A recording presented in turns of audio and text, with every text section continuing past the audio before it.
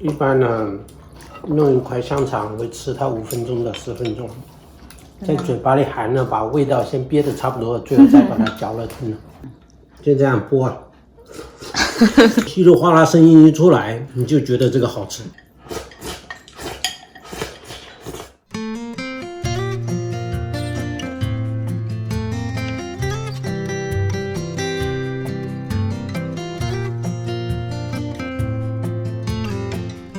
Because we're only using 3 ingredients, you have to make sure you get the right ingredients.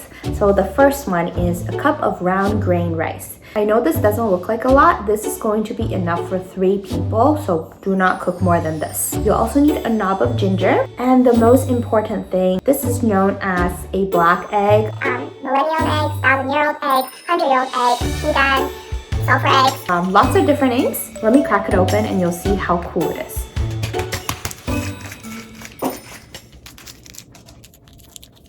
For a lot of people who are seeing this for the first time, they might be very shocked that yes, we are going to be eating this completely black, dark egg.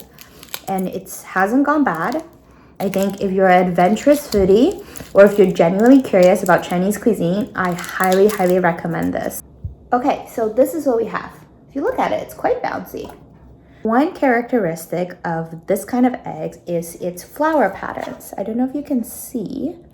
Do you see that? If I have to describe how it smells like, it smells a little fishy, kind of like ammonia and sulfur. It is essentially an aged egg. Traditionally, people age their eggs by putting it in some sort of, I think it's in clay, ash, and some sort of chemical compound.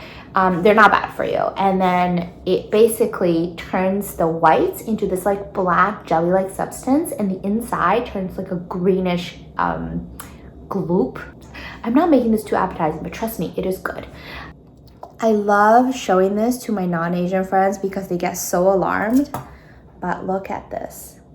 We're going to be keeping them in 2 halves. So I will need to chop this up into small chunks that I will cook along with my rice. And then I'm going to reserve the other half to be added in at the very end. So I still have some large chunks. At the end of the day, it is optional. You could make a congee without it, but in my opinion, it's just not that dish. Whoa, what's this? Ali? Yeah. It's so good. You basically take a spoon, any spoon is fine, and you just pull it. I'm going to cut up maybe 2 slices. I lied, 3. We will start with our cup of rice. And the ratio is 10:1. So you will use the exact same container you use. Let it be a measuring cup, a yogurt cup, whatever. 1, 2, 3. My mom said to be safe, put in 11. 4. Shoot, what number was I at? I think that's 4. 5, 6, 7, 8,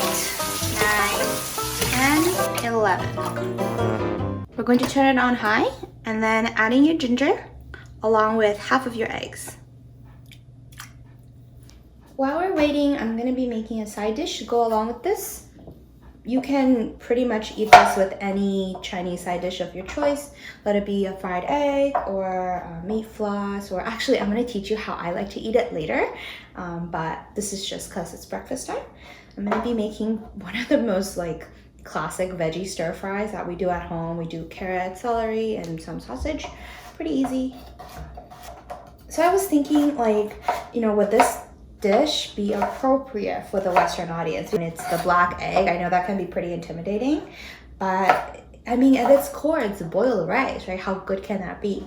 And it reminded me of a conversation I had with a friend when I was in my internship, and I was boiling chicken in my congee. Like, I put little pieces of chicken in. If you're Chinese, you know that we do that. And it's obviously seasoned chicken. You coat it in a bit of cornstarch, and it's like soft and supple, and it's just really like comforting, and he was kind of making fun of me, and he was like, oh, you know, you're a chef, you have to like respect the food, how can you just boil chicken, that's a crime. I mean, obviously he had good intentions, but it kind of made me think that for those people who aren't aware of the Chinese or the Asian cooking culture, it can come across as like, is that even good? And but yeah, I want to just share a little bit more of the really authentic stuff, and hey, it's up to you to judge and to see if you like it or not. So back to boiling rice, right? So the thing about this dish is you're really eating rice for its original flavor. And as you know, rice is a huge part of the Chinese culture. In fact, the word we use for meal is fan, which literally translates to rice. So it's pretty common to have rice 3 meals a day. It is always something really comforting for me. And I think for most Chinese people, congee is our version of chicken noodle soup. You know, whenever you're sick, you drink congee. Whenever you're missing home, you drink congee. Whenever you're coming home, like your parents, like you just want something warm and homey and cozy, you drink congee. Yeah. So this rice, it's not like the pilaf rice you eat or like the Indian basmati rice. It doesn't have that dry texture. So if you're imagining like rice with water, it's definitely not that. It's really decadent. It's a little bit on the stickier side, and when you cook it the right way, they would bloom almost like little tiny flowers, and it becomes this like thick and rich and almost creamy texture. I like to compare it to Asian risotto. It kind of is that, you know, we cook it in a way that allows the rice to slowly release the starch. And another thing about congee is it's rarely something you treat guests with. Yeah, I don't remember the last time I had congee in someone else's home. It's really something you only enjoy with your family or if someone is like extremely close to you. So once it comes to a big boil like this, you just want to give it a gentle stir just so that there's nothing stuck at the bottom. And I know this seems like a lot of water. Don't worry, it'll all be okay.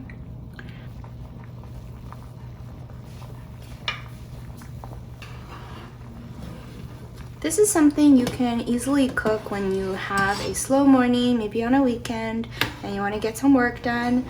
So just check on it maybe every 10 minutes, every 15 minutes. It's a pretty low maintenance dish, so that's the level I want to keep it at. A rolling boil without bubbling over.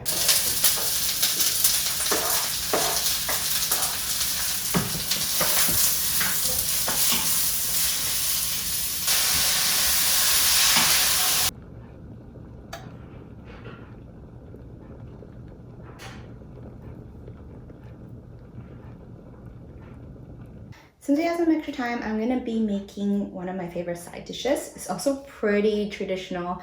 So I guess I'm just showing you what I eat on a Chinese breakfast kind of day. So if you can see, it is a very, very silky smooth texture. Actually, the one I like is like extra silky, so you can barely hold it like this. It would jiggle.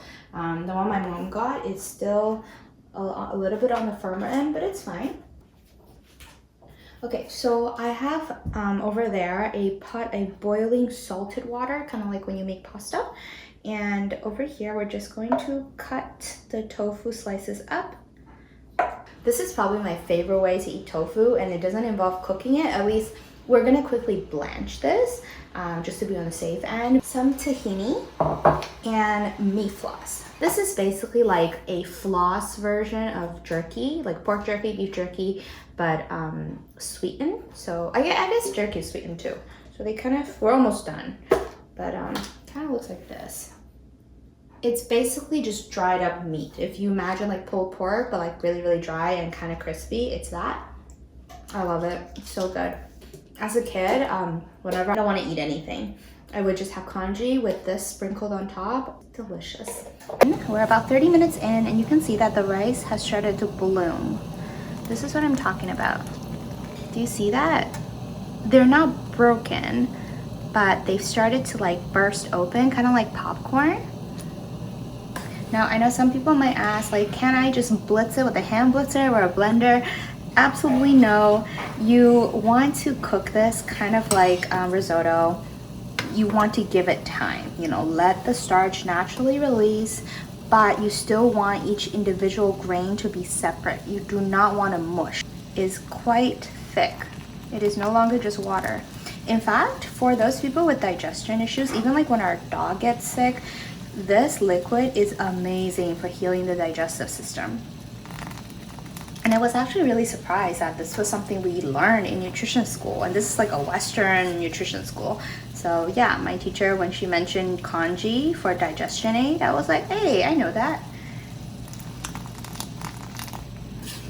We do this to both cook it, and also this step would stop the tofu from releasing water. So when it's on your plate, it's not going to dilute whatever seasoning you put on it. So it's a little trick.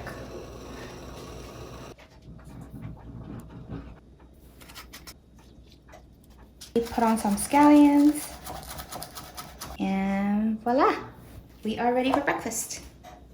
Okay, as soon as it thickens up like this, you want to switch over to a wooden spatula, and we're going to turn it down a little bit, and you have to constantly stir. This is where the muscle work comes in. So in a professional congee shop, there will be one chef whose sole job is this part. They would have a huge vat of rice, and they would take a rake looking spatula, and they would just rake it for like an hour at least. So since we're only dealing with a small amount, it won't take that long, but because now there's not as much room to bubble, you want to physically break apart the rice particles. And if at this point you notice your rice is too thick, like you don't have as much liquid, you can add in a little bit of boiling water. This is really quite the definition of labor of love. You know, on a weekend morning, you can put on an audiobook and just kind of listen to a chapter, and I think it'll be ready. I think, I'm gonna guess this will take like 10 minutes.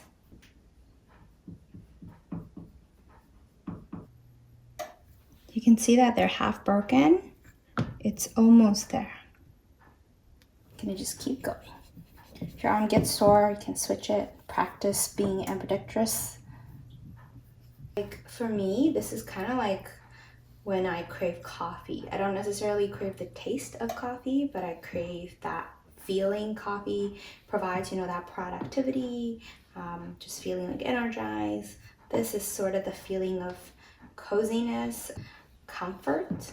So yeah, I'm curious what like a Westerner's take of this would be, because I mean, you don't have the association that say someone like me would. I'm not sure. 妈，你要不要来看一下？如果我们自己吃这样就可以了，但他有时候餐馆哈，他会这样，会觉得会煮出更多的粥，它产量高嘛，所以它会更碎。但是我们这样口感一般就会出来了。然后你现在就要让它更 creamy 一点，哎。